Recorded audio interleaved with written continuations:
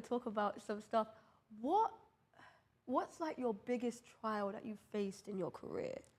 Like, what do you feel like was like your biggest downfall, and how did you come up from that?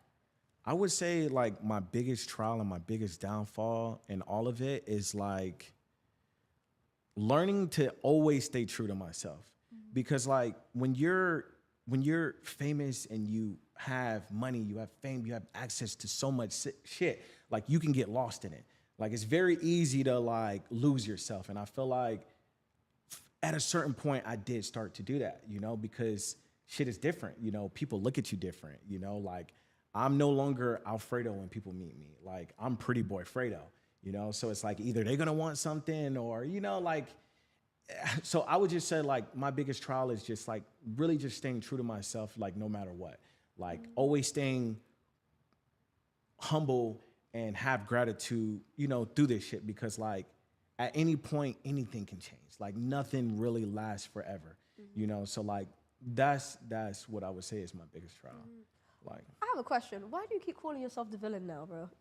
Yeah. Why are you the villain? Like, oh my gosh, shit. what's going on? Like, I just watched a recent video. You were like talking about how you're the villain of everything. Yeah, I'm like, why are you the villain? Like, what did you do? They kind of clown me on TikTok about that shit. That shit's funny. Yeah, I saw that shit on TikTok. They're like grown-ass man calling himself a villain. Well, I just feel like people I feel like people know me, but I feel like when you get to know me in person, it's a completely different person. Yeah. You know, like you've kind of met me like a few times here. Like you kind of get my vibe. Like I'm chill as fuck, but like to the internet, they kind of see me as a villain. Like they see me as a menace, and it's really because like I'm very to myself. I don't interact with a lot of people, and the people that I interact with, like it's a small percentage of people. So like people outside of that, I don't know. Like I feel like they have a different perception of me than, you know, what it truly is. And I feel like they have that villain perception. And, you know, I would say that I did a lot of things that kind of fed into that narrative. But like, you know, if you meet me and you actually sit down, you have a conversation, like you can understand who Fredo, you know, really is. You know what I'm saying? Like on a real level. And that's really what I'm trying to transition into this next part of my career. Is like just naturally continue to be myself so that people can like feel like they can connect to me again, you know? And I feel like for a little bit there, like people couldn't really connect to me. Like they kind of like felt like they lost who Fredo was, you know?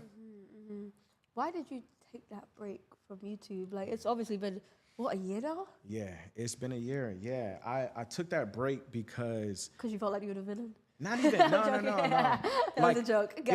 It was really because like, you know, it happened kind of unexpectedly. My mom, she got like super sick. Oh, fuck. Yeah, my mom, she got super sick, and like I damn Your birth mom or your? No, my adoptive mom. Oh shit. And like that was the first time, you know, I actually had to deal with something like that. Like someone close to me like almost lose their life. Like my mom was like in and out the hospital all last year, and it was the first time I had to deal with some shit like that. Like deal with someone that I love and I care about. Like I had to watch her suffer, you know, damn near every single day. So that really took a toll on me, and it took a toll on my mental, and it took a toll on like my grind. Like I didn't want to get up and go grind because I'm, you know, thinking one of these days my mom could possibly, you know, leave this earth. So it was that, and then it was also like me kind of getting away from like really like why I wanted to do this YouTube shit to begin with. So like it was a combination of things, and I feel like God put me in a position where I needed to step back. Like I needed to take that break. I needed to get the fuck out of that shit so I can get my mind right. I can focus up and, you know, like they say, lock in. Like I needed to really get shit right. And that break really did a lot for me, honestly, like for real.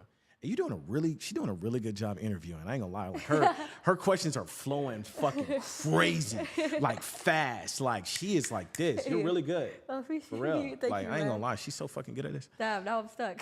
Yeah, she's good. Like damn, I'm joking. surprised. Like you're really good. Now, so obviously with your mom, she's obviously your rock, and like she's helped you out a lot.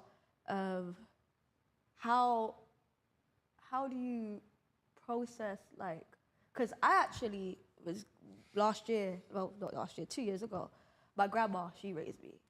So I actually lost her through sickness. Rest in and peace. I actually wasn't able to be there with her because I was so focused on being a mother and doing things like that. Do you feel like the break helped you mentally? Hell yeah. Hell yeah. Do you feel like a lot of people focus too much? Because I felt like I was focused a lot on my career and I regretted it. Yeah. I regretted it because like now I'm not going to get the time back that I was supposed to get with my grandma. She pretty much raised me. Like, yeah. I would say that's another thing. Like the past like 8 years, like, man, I've been crazy into my career. Like, you know, there was plenty of times I put my family on the back stool, you know, especially my parents. Like I was living in how do you balance that? Yeah, I was living in New York, like away from my family for like these past like 3 years. And, you know, shit, I came back and life just fucking crashed. Like, and it kind of just put perspective, like, damn, I got to really appreciate these people while they're here. I got to, you know, show them love. So it is a hard balance, you know, like if you want to be successful and you want to be great, you can't be there all the time. Like it's impossible. Like, how can I be a millionaire, but you can't be a lazy millionaire? It's like, you just can't. Like, you gotta keep going and you gotta keep the business going and you gotta keep shit going. But at the same time, you can't lose track of like things that are more important outside of the money, like family, my daughter, you know, my relationships outside of that. So it is a hard thing to balance. And that is a struggle that I had for a long time. And yeah, taking that break away allowed me to like, all right, Fredo, you gotta slow down. Like, you gotta do this, you gotta do that, you gotta watch this, you gotta watch that. So it's like, I don't think there's ever a perfect balance, but you know, life hits you in certain ways where like you gotta wake up on certain shit, you know?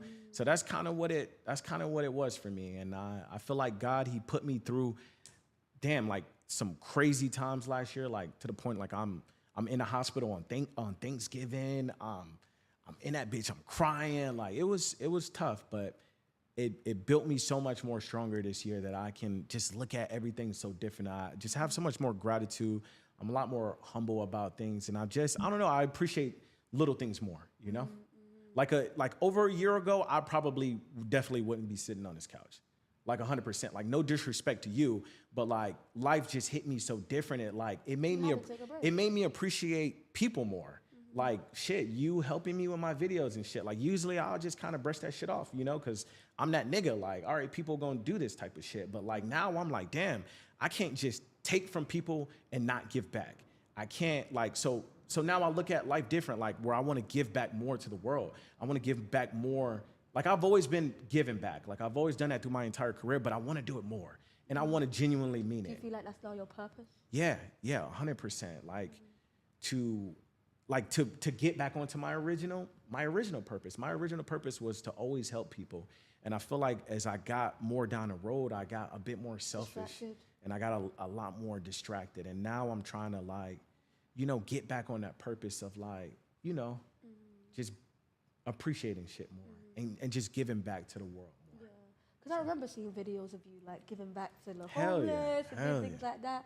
And I was like, man, Fredo's really like, this is inspiring. Like a lot of people looked at it and was like, wow, this is like really inspiring. I want to do that. I want to do that. Like I want to serve people and do things like that. So you have a big heart, and then on top of that too, you inspire others. Like, you know, I'm young. I'm only 24. Imagine when like 16-year-olds and things like that, they're gonna look at you and be like, yo, like, I really want to be like this person. Even like when it comes to YouTube videos and things like that too, 2K. The pranks, everything. A lot of people look at it like, I remember when I was like 16, I was like, yo, I really want to be like, I want to like, be like, I wouldn't say be just like you, but I want to like be on that level where I could be like, like, you know what, like, I'm that motherfucker. You know what I mean? Nah, for sure. But yeah, I feel like you really like did your part, man. Like, I know it's a lot, I know it's really hard, like sometimes in life be life. Like, nah, it does, it be fucking you up type shit, you've got that on lock. I'm going to say that. You've definitely got it on lock, and you kept that balance. Like, you took that break, and then now you're like going for the forefront. What can we expect from you? Like, coming up now, like the comeback of Fredo. Like. Yeah, I just, man, I have that, you know, Kobe is like a big idol of mine. And he has such a strong mentality towards like just dominating and being the best. So like, that's like my goal. Like anything that I do, I want to be the very fucking best. Like I can't accept being second, third, fourth, fifth. Like, I need to be the best. So what you can expect from me is just like to continue to dominate in anything that I'm doing. Like, I want to be one of those guys that have like, you know, like that's just talked about forever. Like, I want to be like a Bernie Mac, Steve Harvey, Martin Lawrence, like the big names, like people like, you know, really look up to these people and like their names are cemented in excellency. Like, that's what I envision for myself in entertainment. Like, I want to be the very fucking best, like nothing less than that. So whatever it takes to do that and, you know, maintain myself and my soul and my dignity, you know, I want to do that. So 100%. Man, that's amazing, man. I want to ask you a question because I go ask some spicy shit. You can ask me whatever the fuck you want to ask. I go through this too. How do you deal with haters, bro? Like, I be going through this shit. I'm like, fuck y'all. Yo, I swear she got the script, bro. How do you deal with this shit, man? Man, I get a lot of fucking hate. You do. I be seeing it. Motherfuckers be hating, bro. Like, when you broke. No, I'm not gonna lie. I've seen videos of like, Pretty Boy Fredo is broke. Or like, Pretty Boy Fredo is scamming people. Want to beef with DDG and Cenat. Like, everybody be bashing. I'm like, wait, what happened with DDG, by the way? I want to get spicy with it. I want to get real spicy. What happened with DDG? So, I actually. All right, first, I'm gonna answer your first question. Yeah.